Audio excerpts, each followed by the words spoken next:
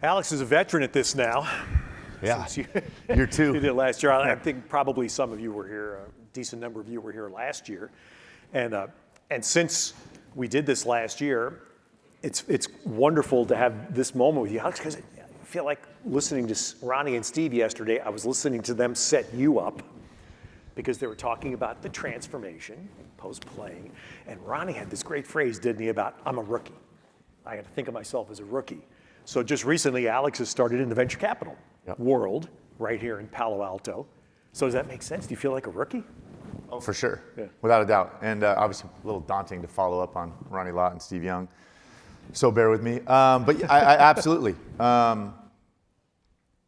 Towards probably the whole back end half of my career, I was fortunate enough. When you first start playing, it's like, man, if I just want to make the team this year. I just want to play. Like, if I could play 5 years, that would be absurd. Lucky enough that I got to play a good chunk of time, 16 years. But those back half years, like every year, you're thinking this is my last year, and you're wondering what's next. It's always kind of sitting there on the back burner. What's next? What's next? And as I moved around the country, playing and got exposed to a lot of different alumni, guys that have retired and moved on. The outcomes aren't great, honestly. They're not very good. You have these. The career arc is so weird that guys making money early on in their career and are very specialized in something that doesn't necessarily directly translate to the rest of the world, right? Like how well I know cover two and zone pressure has absolutely nothing to do. Like no one, that doesn't appeal to anybody besides coaching, obviously. And so if you do want to go pursue something else, you are starting from ground zero.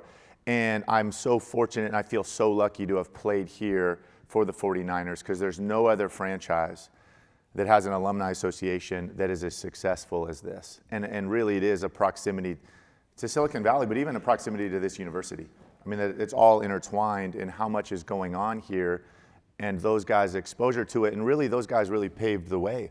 When you talk about, both the guys yesterday, Ronnie Lott, Steve Young, when you talk about Harris Barton, you talk about Joe Montana, these guys that have really become successful in a completely different field, they are outliers. Like there's nobody else really like it. I mean, maybe Roger Staubach, like that's it in the world, in the football world. So I was so fortunate to have great examples of guys that were daring enough to say and humbled enough to kind of check their ego. And I'm going to go start from the bottom up. That's a word that both guys used yesterday was humility. How important that was when you make this transformation is speaking to everybody in this room. Yep. And so both those guys were really influential for me when I decided to move back here when I was done playing 2 years ago and what was next for me and really picking these guys' brains and Steve had a direct hand in where I'm at now at Section Partners and really kind of the introduction and for me as I tried to reference what I was going to do and where was a good fit and I wouldn't be where I'm at without him. So yeah. And you played golf in Tahoe 2 weekends ago. Yep. With Aaron Rodgers. Yeah. That's incredible. Yeah, it's fun. People who know the football history of how these two men are linked. Yep, long time back. My first college start was against Cal at the University of Utah against Aaron, believe it or not. And, he and I, here we are 20 plus years later, still really good friends, believe it or not. I think we obviously the media loves to show the green room, 2005 green room. Yeah. And I think people often, view us as kind of, pitted against each other. But he and I have had a great relationship and certainly gone, our journeys were so different from the onset. But it's fun to kind of reconnect with him. He's incredibly energized. I think to be where he is the best shape I've ever seen him in. Really? Yeah, in a long time. He looked great and looked completely energized. So it was fun. Do you think is this a Brady factor? Is Brady inspiring people to be that way? At 40 years old to be, you said, in the best shape you've ever seen? Yeah, I think he's set the bar for that as far as defying aging. Guys playing better, longer. Mm-hmm. I think those guys that are that level, that have set the bar so high for their play. These guys, he's one of the greatest of all time. He's won how many MVPs? They can't go out there, even though we would all love it, they can't go play at half capacity. I don't think they would allow themselves to do that. But I certainly think Tom showed us that, you can adapt and change and age gracefully and still go out there and play at a really high level, especially with the rule changes now and certainly protecting the quarterbacks. But I think Aaron's tool set fits that. I mean, I think he's a guy that I think could continue to keep playing if he wants to. What's it like to stand on a tee? And you've played, I know you've played the Pebble Beach tournament too, Yeah. and you've got all the people leaning into the fairway to watch you swing. Most of us mortals are worried about hitting someone. Yeah, I got asked that question. There's a bunch of quarterbacks that play in that tournament, and it's kind of why? What's the link with quarterbacks, and not only golf but competition golf? And I do think it does go back to even. I'm sure we'll dive into it, but this. I mean, there's nothing like standing over on the first tee. They announce your name. There's spectators there. There's water on the left. There's like OB to the right. The ball is just sitting still on a tee, and it's nothing but your thoughts in your head and that ability to control those thoughts. And I mean, I'd like to say I do, but I'd be lying if I said there weren't just a ton of negativity and self-doubt in those moments, right? But it's that challenge, I think, that we all love, that can you quiet that? And it's so different than what we played, playing football where you're 80,000 fans screaming. There's a defensive end that, beats his guy and is running at you, and you don't have time to think in that moment, right? It's like literally self-preservation. And so I think it's, kind of the duality of that I think that we like golf. I know I do, and I struggle with it every single year I go up there. I've played it in a number of years, but I still find it hard. But I like that challenge. Yeah. Those that have not had a chance to hear Alex, I want to ask you about something, and you may talk about the injury, and I think everybody probably knows a lot more about that. But I had a chance to watch Alex play, 3-4 years, I guess, when I was announcing for the 49ers, and Alex was playing, and his career turned in that period. And young people here, you've probably heard of Mike Singletary. I don't know if you know him, but Mike Singletary, who's this devoutly religious man, had one of the most intimidating faces on him that you could ever imagine. So Mike Singletary's coaching the 49ers. Alex is starting quarterback. It's a game at Candlestick Park in 2010. And at one point I looked down on the sideline and the backup quarterback is getting ready to come in the game. And a few minutes later, somebody taps me on the shoulders. The game is going on. I guess Philadelphia's the team. They had the ball. And the next thing they point, and I look down there, and there is Mike Singletary, and Alex Smith is right in his face. And they're having an interesting conversation. The possession changes, the 49ers get the ball, Alex Smith runs out to play quarterback, not the backup who was warming up. And to me, that was one of the great windows into you. And to me, there's a life lesson in that. Yeah, I mean, it still makes me uncomfortable, you telling the story. You did a great job with it last year, Alex. Yeah, I think that point was certainly a rock bottom point for me in my career. You got to understand, for my entire journey, I didn't start playing football till I was in high school. I'll never forget my freshman weigh-in. I was 5'7", and I was 100 pounds. And my dad, who played college football and was definitely a kind of hero of mine, legitimately asked me if maybe you should go run cross country instead of playing football. Like maybe that was more in the cards for you. But I'd been waiting to play football. It was my here I was finally getting my chance as a freshman in high school, and I just say that there were no expectations for me. No one thought I was going to do anything, and I think there's a lot of freedom in that, kind of flying under the radar. And certainly I had a bit of a chip on my shoulder and just loving playing. And even as I went on in high school, I was fortunate enough to play at a pretty good high school program. My high school running back was Reggie Bush. We were pretty good, but I still didn't get recruited. Again, I did a lot of handing off, and rightfully so, but didn't get sniffed, and finally got one offer from the University of Utah. I went up there, and it was no different. I mean, they got all these rankings and stars for recruits now. I mean, I had none, zero, no expectations for me when I stepped on campus, and again, a lot of freedom in that to just kind of let it rip and make mistakes and grow. And really flourished in that environment. And again, very lucky to, timing-wise, to play. Urban Meyer came, and we were running an offense that was really ahead of its time, and I flourished in it. But then when I got drafted, everything kind of changed. And overnight, all of a sudden, I was at the Heisman Trophy finals, and then I'm getting drafted first overall, that green room setting, and I'm on the cover of every newspaper in the country.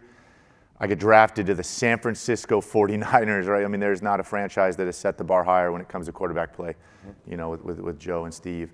And it's the first time in my life that I've dealt with those kinds of expectations. I'm the face of a franchise, a billion-dollar organization. I'm a 20-year-old kid, and I'm running this thing.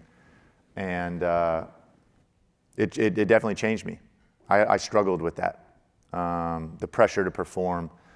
I thought I had to be perfect. All of a sudden, I developed this huge fear of failure, right? Like I thought, I walked around on eggshells thinking I had to be perfect. And as you guys know, trying to do anything at a high level, let alone play football, it's impossible. And I really kind of became my own worst enemy.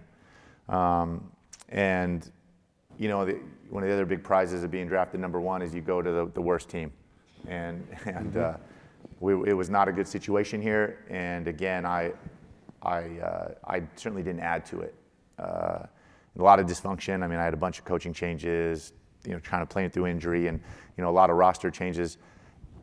And needless to say, it kind of leads to this moment. You know, Mike Singletary, all of a sudden, here's my second head coach. I've had like 6 offensive coordinators in 6 years. I've played with 15 different quarterbacks, you know, as they've been coming in, and I want so desperately to prove to this, you know, this entire area, the fan base, that I'm deserving of this, right? Because I've walked around for 5-6 years wondering if I was good enough, right? Doubting, you know, the imposter syndrome, like, was I deserving of this? Was I good enough?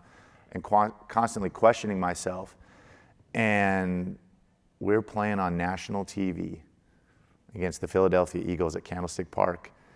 And believe it or not, I actually started playing pretty decent. I mean, I throw a couple touchdowns. They were good. They're a juggernaut. They're scoring at will, and we're kind of keeping up. And, you know, for me, kind of embodies a little bit. I start to press, right? Again, I don't think I'm good enough. I start to press. I got to make up for something. I got to be more than myself. And make a couple dumb plays, you know, throw an interception here and fumble there, and all of a sudden, the entire stadium is chanting the backup's name. David Carr. They are chanting David Carr. And it's national TV, it's a night game, and all of a sudden, I find myself face to face with Mike Singletary, this guy's got iconic eyeballs, right? Like, Yeah. middle linebacker for the Chicago 85 Bears, and like, you know, here he is, he's in my face, and you know, a little bit of an outer body experience, certainly something that I wasn't very comfortable with. Cameras are on me, and I think a little bit, finally, enough was enough, that I was trying so hard again to be perfect and please everybody, and I was so consumed with what other people thought about me, right? My mind was consumed with what those 80,000 fans, what were they going to write about me in the paper tomorrow? What were they going to say about it on talk radio? I wanted so badly to justify, again, you know, them picking me, and I realized, I think in that moment, that like certainly I wasn't helping myself. In fact, I was distracting myself. Right, all those things are distractions, and I really had spiraled and let my self-doubt take me to such a negative place. And so I think certainly a wake-up moment there. I don't know. To kind of, you know. When I looked from above, I thought, here's a guy sticking up for yourself. Yeah, no, you it were was, tired of getting for beat sure. up, and Yeah. you were sticking up for yourself. Yeah. That's the way I No, there looked was. at it. I think finally, like I said, you know, as a quarterback, you have the ball in your hand every single play, right? And I think sometimes there's places to hide on a not a good team. You know, someone's talking about the left guard that much, but certainly you're out there expected to do something regardless. And I think I'd kind of worn that, and that had eaten away at me over those years. And certainly in that moment, I think enough was enough. You know, that it did piss me off a little bit. Sorry, and that I was going to, you know, kind of bow up a little bit. And I think I needed that as well, again, because like I said, I'd been trying so hard to please everybody and kind of like be perfect and want, you know, and it was just, that's such a horrible place to live, and it consumed me 24/7. And so I think finally a little bit of a breaking point. You know, enough. Screw this. You know, I'm gonna go let it rip a little bit.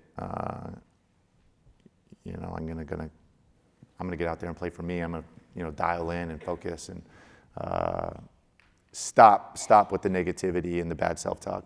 Are you glad you did it when you look back now? Yeah, you know, it's so funny. It coincided certainly that next year we hired Jim Harbaugh, and he came in, and it certainly was a transition period for me in my career, because here I was kind of 5-6 years in, and people, I still, the word bust, kind of lurked over me and haunted over me constantly at that point, and I still hadn't solidified myself at all as a player in the league and deserving again of the number one pick. And then we hired Jim Harbaugh, and comes in, and here's a guy that played 15 years at my position. I grew up in San Diego. I remember him playing for the Chargers. And if there is somebody that embodies like what I needed in that moment of not caring what other people think, I mean, Jim Harbaugh does not care what other people think. Like, I mean, the guy tucks his sweatshirt into his pleated khakis, and like, I mean, he doesn't care, and it's on. He really lives it. Like, I mean, it's not. And so for me, that seeing that example was so powerful. And then his message echoed that. Like, I'll never forget. I mean, every single game, he would say the same thing to us right before we ran out of the field. He'd bring the team in. He would say the exact same thing every single game. I mean, he would say, play as hard as you can, as fast as you can, for as long as you can. And his last 2 words were, and don't worry.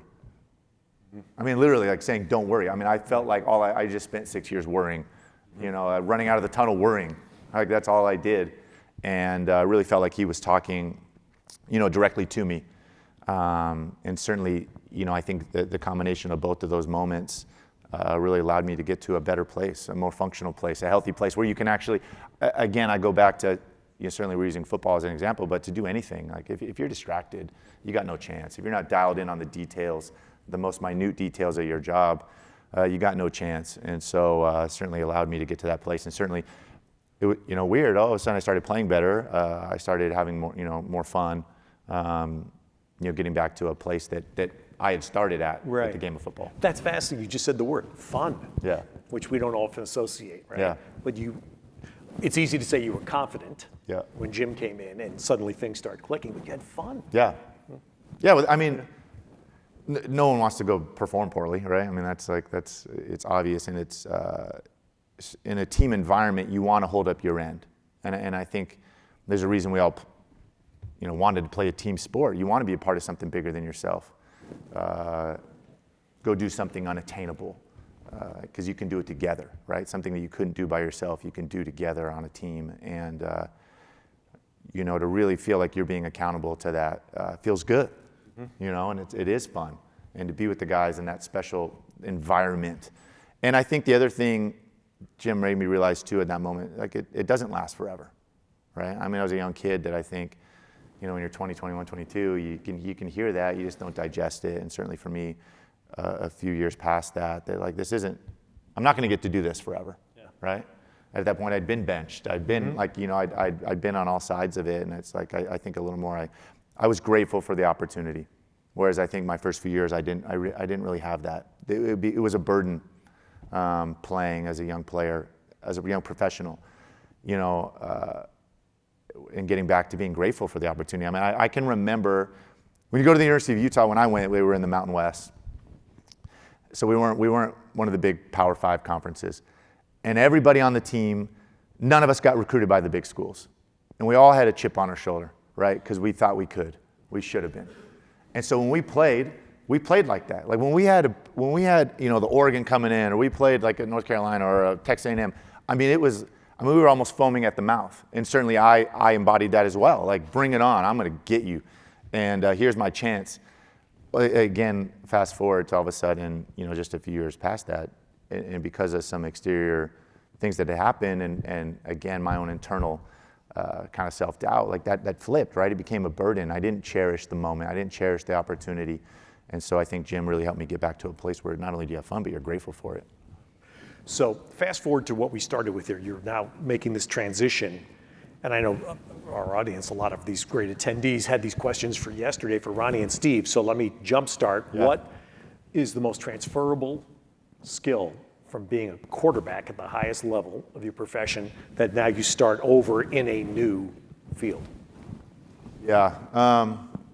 Again, I know I joked at the beginning, like there's not a lot that is transferable from an X's and O's standpoint, right? And like knowing how to play a 3 technique or, play cover 3 corner or whatever it is. And certainly those things really aren't in the real world, but there are so many things I think that come from having played a team environment, especially a game like football, as intense as it is, that do carry over. That in fact the rest of the world is really lacking in. And there are qualities and characteristics that I think are really hard to teach. You don't learn them in school. You know, I think accountability, I mentioned that word. I mean, I think responsibility. Certainly, I think there's an element of being battle tested, right? You've been through high pressure situations together. You understand the value of leaning on one another to get through those times. And certainly, when you come out and move into a different environment, I think you're a little less phased. You're a little less distracted. You know, and I think being a good teammate when you go work at a company or a business or whatever it is invaluable. You know, making the people around you better. And a lot of times it's the little things, right? I mean, it's the joke in here or there, it's razzing somebody. It's, you know, those are the things that I think, as weird as that sounds, that you bring from a football environment that I think are just, it's hard to put a value on. Used a word that Steve used here yesterday, accountability. Yeah. Steve talked about watching the press conference after an NFL game of the losing team's quarterback, and he used Brady as the gold standard for accountability. Yeah. Yeah, I mean, there's not many people in the real world that have to toe the line, right? You can cruise along, you know, on the back seat and just kind of keep cruising, and wherever you are, if you're in your cubicle or whatever, and you never get tested.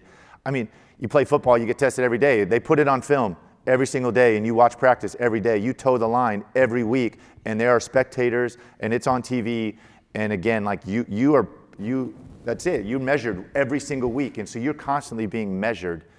And people like that, that's not the norm, right? Like, I mean, besides the military, there's not a lot of people that get tested like that on a regular basis and can handle it and have the mindset to handle it. And again, to come back to accountability, like that's just, you live with that accountability. You can't function without it, right? I mean, it's weekly. Good or bad, you're gonna have to step up to the microphone and answer questions. And also to your teammates, right? You gotta look your teammates in the eye every single day, right? Like knowing when you came in, it's like, man, I threw 3 picks, I let us down. Like, I gotta walk in the locker room and look all these guys in the face. You know, so I think those are such unique things, you know, from the football world especially, that transfer. And certainly I think add to, like, everybody talks about leadership, football players and being leaders, but I think that's really where it kind of comes from.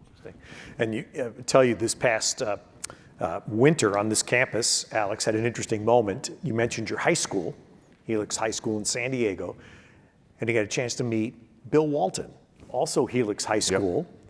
And it's the only high school in American sport history that has had 2 players as the overall #1 draft pick in their sport. And they had never met, which Bill told me. I didn't realize that. Never met. I heard legendary stories about Bill. Obviously, you know, when I was in high school, you heard about Bill. You know, he'd always be buying new hoops for the team or something. And obviously, you know, kind of a legend college career, and then obviously gone on and played pro for a long time in announcing. So it was crazy all these years later to finally run into him, and it was obviously pretty happenstance, but yeah, pretty cool nonetheless. Yeah.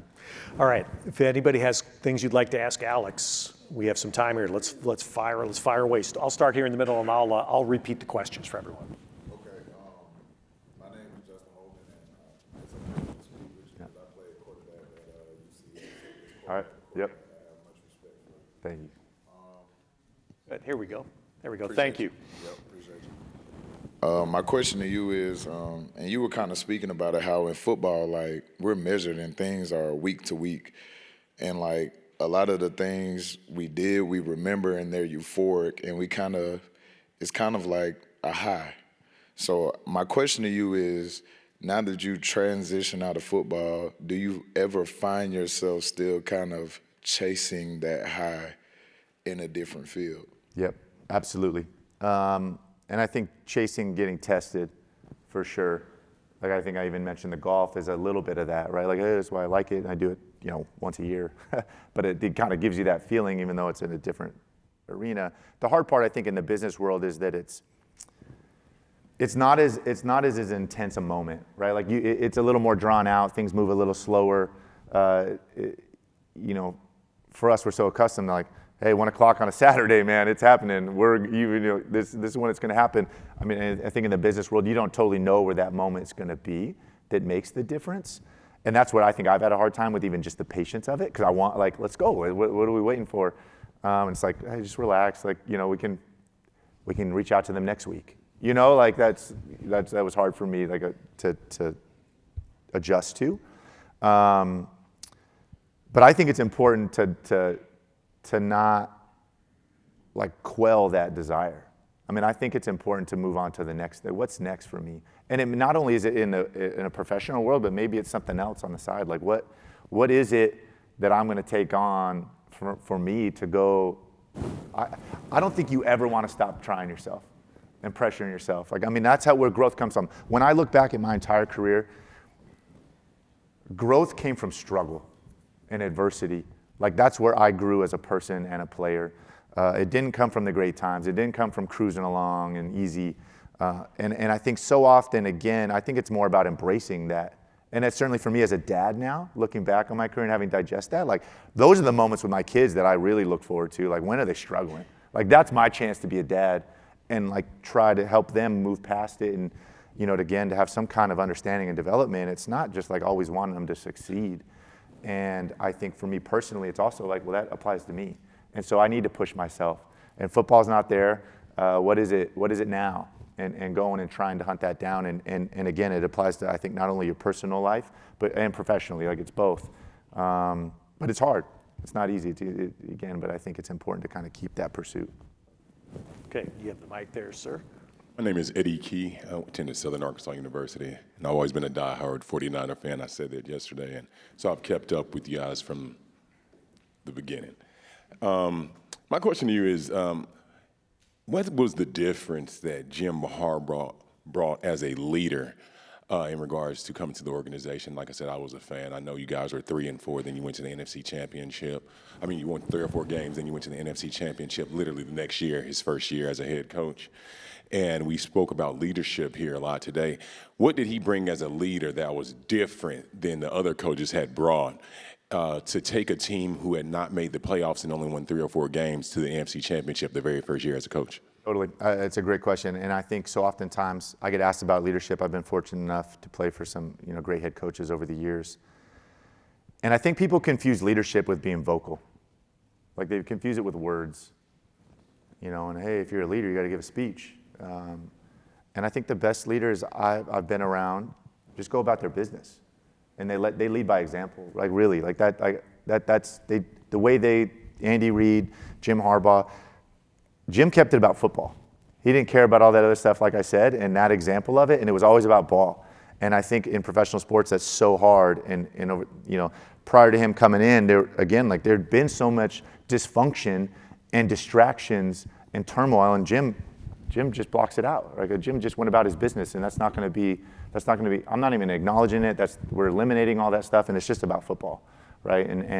And again, hey, the left guard, you're expected to do your job, and hey, the quarterback, you're expected to do your job, and that was just kind of the deal. And that this is hard, right? What we're doing is hard. This is not easy, and we're in this together, and we're all like. I mean, I think there was just that. Again, his example really set the tone for the whole building. And it was pretty competitive a person as I've ever encountered in sport. Did that rub off? Does that rub off on players? Yeah, but I think it's Jim would have loved to suit up every Sunday, exactly. Right? He'd have been jonesing. Exactly. I mean, he would say, you know, as a kid, like, his goal was to play as long as he could, and then coach as long as he could, and then die.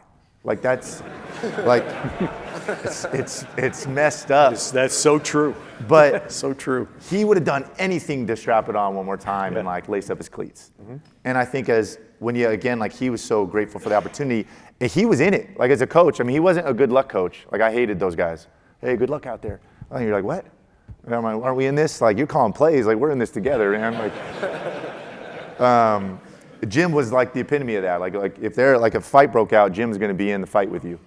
And I think you appreciated that again, and like how much he loved the game. That there's just the entire building, the culture changed. And again, it wasn't from like a speech. It just was the way he lived, and the way he went about every little thing. And it was no different when I got traded to the Chiefs with Andy Reid. Like a different style, certainly, but no different. A great leader. Shortest team meetings you've ever seen, Andy Reid. I mean, he was not a meeting guy. He was not a speech guy. But he loves ball. He loves teaching. He loves being in it. And again, I think that all set the tone. And I get asked all the time about like mentorship, certainly, with the Niners, with Colin, and then with the Chiefs, with Patrick. Looking back, there's no, I get asked, like, I didn't tell, like, not like I'm whispering him the secrets of playing or something like that. Like, he got a front row seat to watch me go about my business. He got to take aspects of it that he maybe liked and that I had developed over 13 years.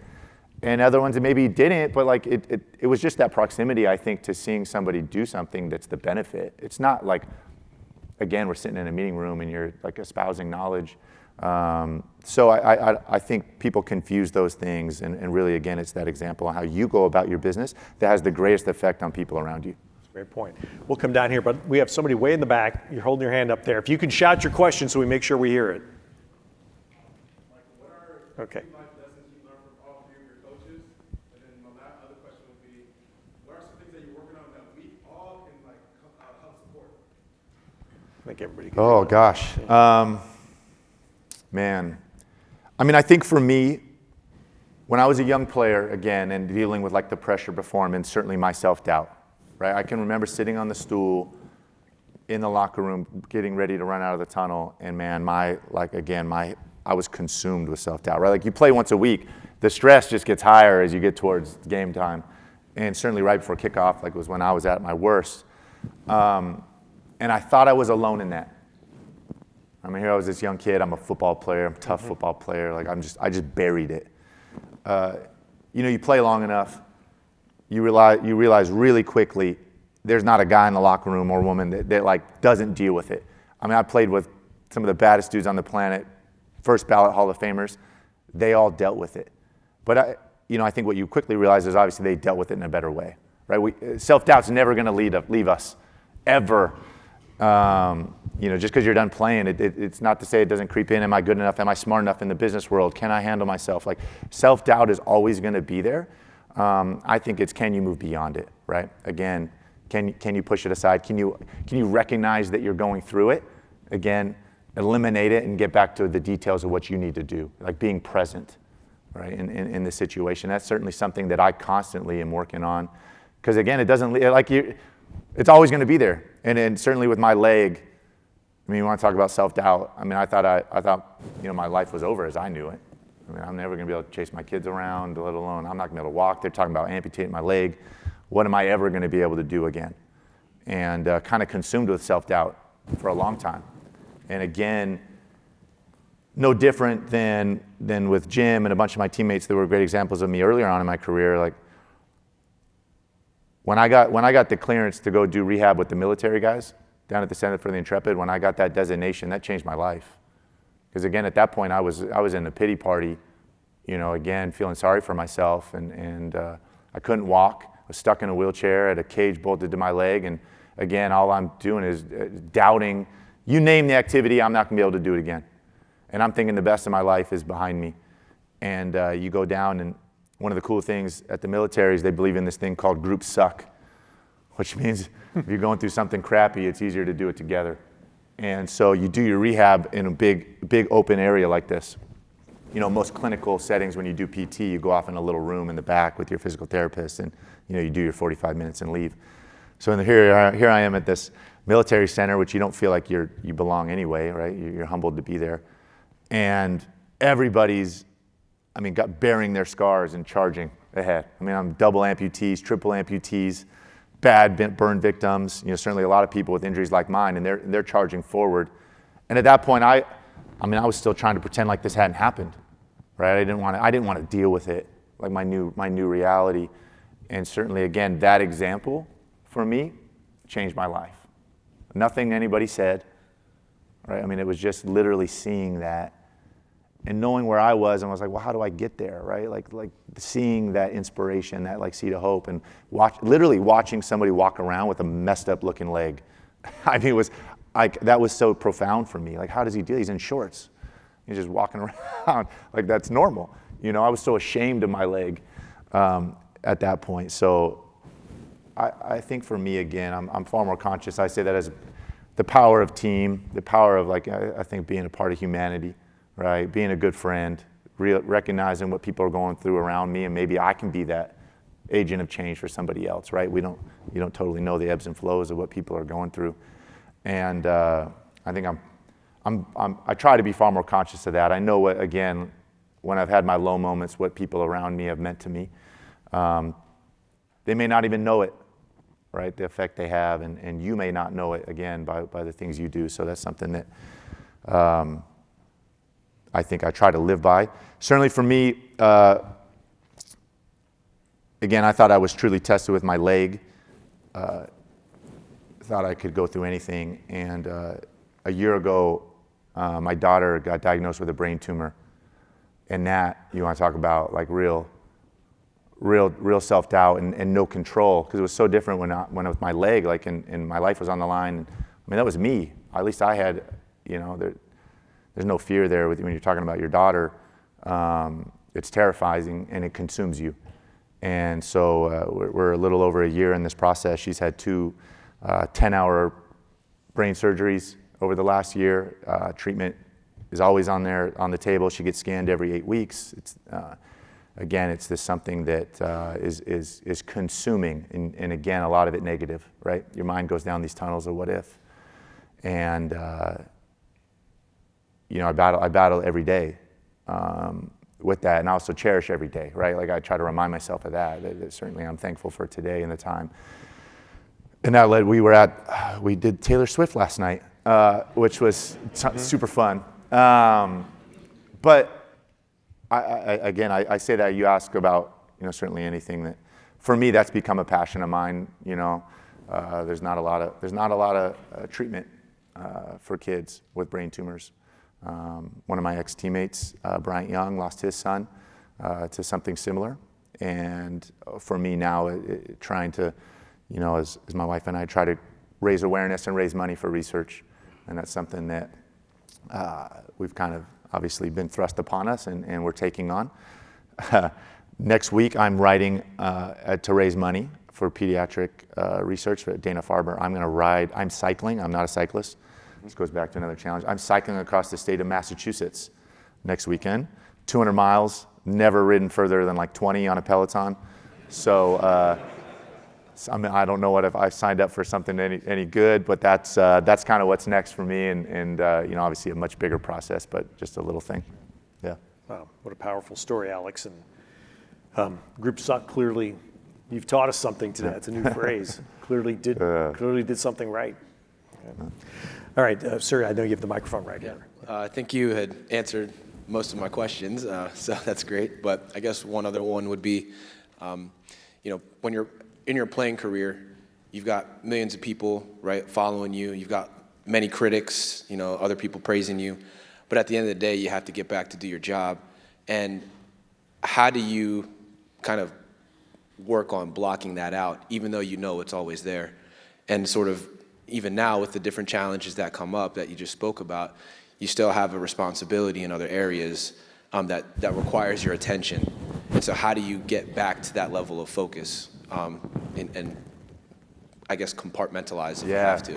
I'm glad you said that word. I think that's such a great word, and it's real, compartmentalizing things. It's a word, if you ever listen to Tom Brady, he constantly talks about compartmentalizing things, right? His personal life, his professional life, like. And I think part of that is actually just being present in the moment, right? Like what do I need to focus on right now, and being able to compartmentalize that. And then as I move or transition to something, the next thing, like putting that aside and being able to lock in on the next thing. And so, you know, I talked about obviously all those distractions for me as a young player, like the ability to focus in the midst of it. For me, some things helped is certainly recognizing that I was being distracted, right? Like again, I like recognize when you're having, you know, whatever it is, bad self-talk, or if you are not present, and being able to get back to being present. tools that can help you with that. So breathing for me is probably the number one thing, is like getting back into the moment. But really always I'm trying to focus on the detail of the thing, right? Like what's the task at hand, and I need to lock in on the details of that. And that provides better energy for me. And again, something to focus on is a better tool. I'll never forget the first play when I ran out on the field. It was a really unique year because it was COVID.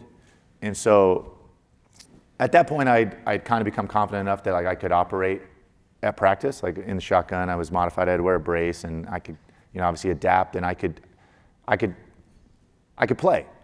I still had never been tackled because in practice, quarterbacks wear bright yellow jerseys. You're untouchable. And again, there was no preseason that year, so I didn't have a chance to kind of go through that. So there were all these steps in my rehab that I had done in a remote, pretty safe space, right? Like either with my team or in a clinical setting. Well, here's the big one. I'm running out onto a field, and I was the backup to start the game. So it was the first time I was dressing. I really didn't think I was going to play. And then the starter takes this hit, and it's like, boom, this is happening right now. And again, I'm running out there, and it's not in a safe environment, right? Like this last big step, the last time I ran out on the field, my leg shattered, and now I am intently doing it again. And again, the doctors have told me this is safe, but like there's a lot of doubt, right? Like, is my leg strong enough? Is it going to hold up? Am I going to make a fool out of myself? All those things creep in, right? I'm also just buzzing with electricity because I get to do this thing one more time that I never thought I would do again. Mm-hmm. So all these emotions, right? I'm running out on the field, and this is all like time has slowed down for me, but like I'm thinking all these things in over a couple seconds. But I think for me, I'll never forget in that moment, like realizing like, okay, I'm feeling all these things, but like, I got to be present, right? I got to lock in for my teammates, for the 10 guys in the huddle with me, for the other 53 guys on the sideline. Like, I have a job to do, right? And then again, for me, it was running that singular play, right? Like, I got to step in and in that moment run that play. And so like, again, for my ability to focus, to realize what was going on, and then to like dial myself in. And I think obviously that's a kind of a heightened dramatic example of it, but it's no different as we cruise through life. And we have all these things going on in our life, right? Like, it's hard to compartmentalize them, but I think recognizing when you are kind of getting askew and like getting yourself back on track. Yeah. All right, let's take one more. Sir, go ahead. Your career, you ran into a lot of bad luck. You got injured, and 2 franchise quarterbacks come out behind you, and you kind of have to restart. You have your leg injury when you're trying to come back and do it all over again. And you probably think, man, I'm so close to the mountaintop, and this keeps happening. What do you think your legacy, or what do you want people to think about what your legacy is from that? Because it really was just bad luck and bad timing. And would you ever think, hey, am I just never supposed to, go to a Super Bowl or win, or or? Yeah, great question. I mean, I've never allowed myself to try to like digest legacy or anything like that. Certainly, as I look back to like the arc of my career and like what was important, like what did I learn, what was gained.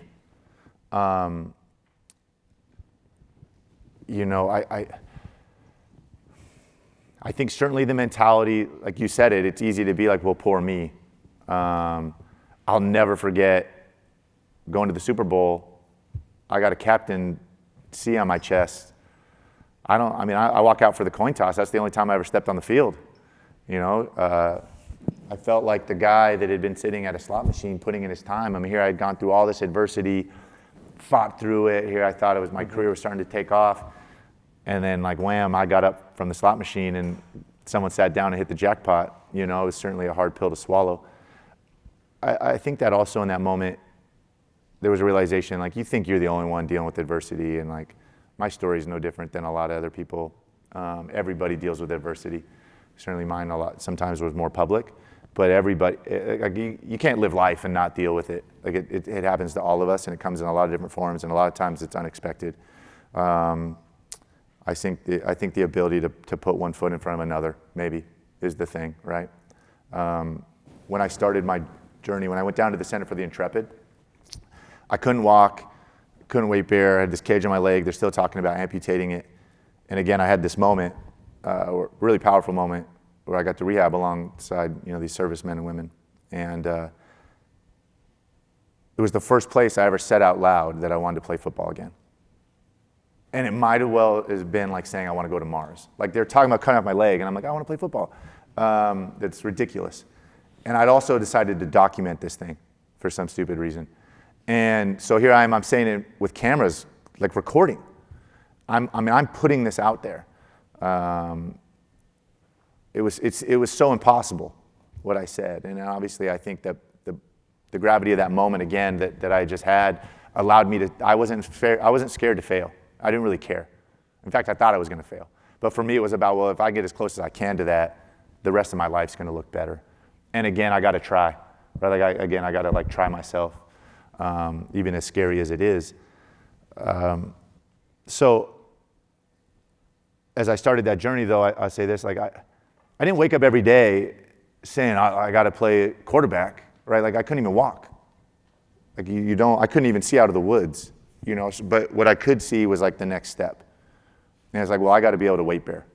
So I did everything in my power to focus on that, oftentimes weeks and months. Like I got to put my foot down and weight bear. I got to get strong enough to weight bear. And I would achieve that. I was fortunate enough to let that happen. And it quickly turns, okay, well, what's next? Right? What's the next step? The next thing right in front of me, like the next attainable. And I was like, well, I got to be able to weight shift. I got to take baby steps, literally. And it's like, well, all I did was focus on that. I didn't daily, certainly I put this goal out there, which I think it's important to challenge ourselves. And the fact that I said it out loud recording, I don't think I would have attained it if I didn't do that. But I didn't daily wake up trying to play quarterback. Like again, they were small incremental steps, and I kept my head down. And again, it was always a what's next mentality. And so I said as a little bit putting one foot in front of another, like that was it for me. Like that's how I got to go there. And that mentality combined with great teammates along the way, right? Great medical care. My wife, unbelievable. The military, like I had all these great teammates along the way that helped me achieve something that again was so unachievable. And I'll tag real quickly a measure of this gentleman. The Super Bowl you talked about, it was a tough pill to swallow. And the 49ers lost that game to Baltimore and went down to the final minute of the game. So the next morning, team's in the hotel in New Orleans getting ready to fly home. And everybody's obviously wrought because it had been this wonderful run, comes down to the last minute, they lose. I watched, I don't know how many, 15, 20 people going up to Alex Smith. Would you sign this for me? Sign this for me? Because everybody understood that Alex was going to move. There was going to be another step, some other team. But the respect that you had earned, that picture is, 10 years later, is very clear in my mind. And it was another window into the person you are. So anyway, Mark. I'm going to share the fundraiser next week for the Dana-Farber Cancer Institute. You don't have to Institute. do that. Thank you. I'm going to share that link, and people can contribute. Thank you. We'll help sponsor the cancer research. I think it's a great cause. I think these people are inspired. Oh, thank you. So You have to do that. Thank you. I appreciate that. Thank you very much. Let's give Alex. Yeah.